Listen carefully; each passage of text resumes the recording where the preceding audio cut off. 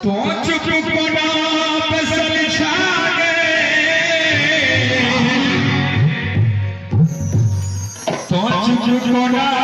बसल छागे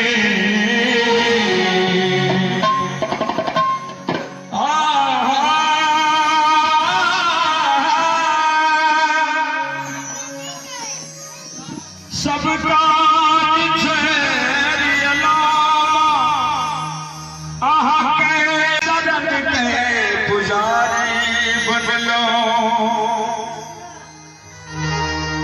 नैया भवसागर में फसल है नैया पार लगाओ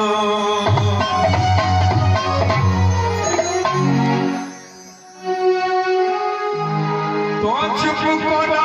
बसल छागे तो चुप कोना बसल छागे माँ के पढ़लो